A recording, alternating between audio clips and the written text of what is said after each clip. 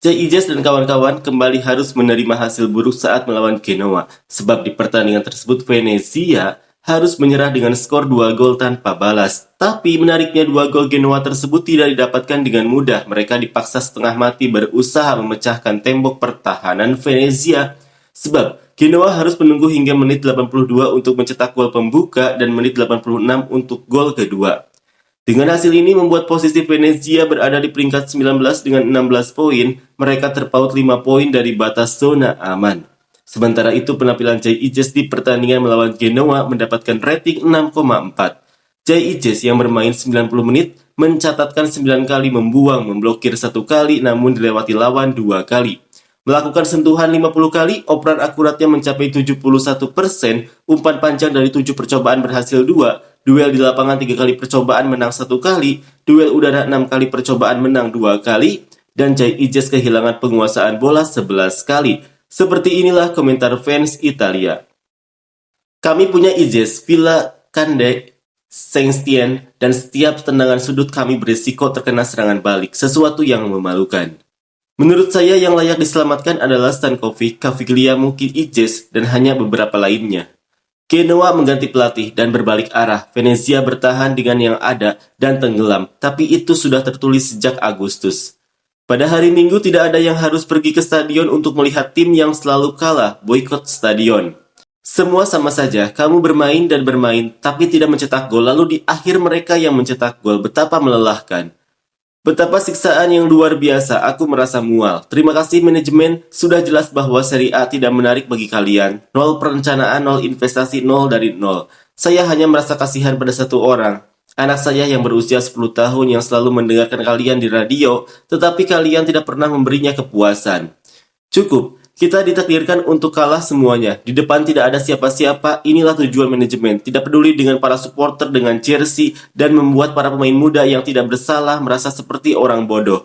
Di usia mereka, mudah untuk kehilangan semangat. Saya harap mereka tidak melakukannya. Manajemen harus benar-benar malu dan sangat malu. Tetap semangat anak-anak, keberanian dan karakter.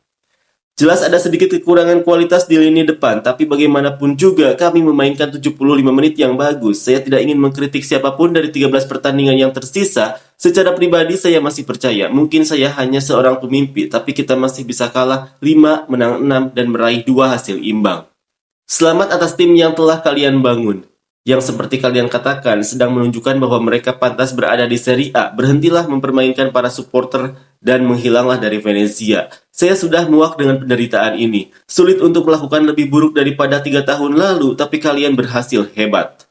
Tim yang buruk, pelatih yang memalukan, manajemen yang tidak ada, memalukan.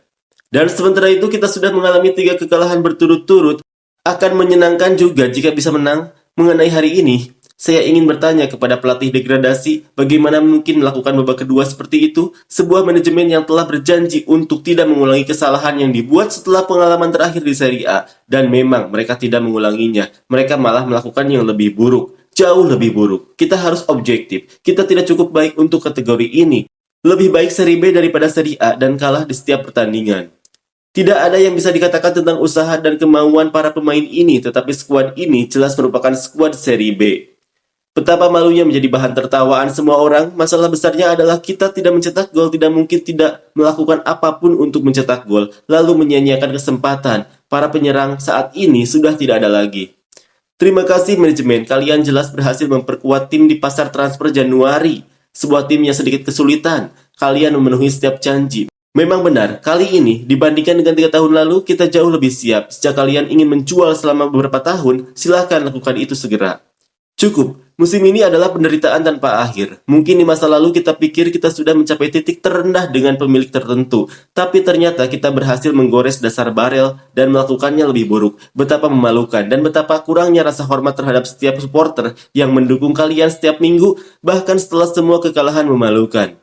Saya benar-benar merasa kasihan, tetapi dengan tim ini kita hanya bisa bermain di Serie B. Mungkin ini juga karena sial, tapi sudah tidak bisa marah lebih dari ini. Kita harus mengakui bahwa meskipun ada usaha, tim ini terlalu lemah secara teknis untuk Serie A. Terlalu banyak pemain dari Serie B yang tidak cocok dipertahankan.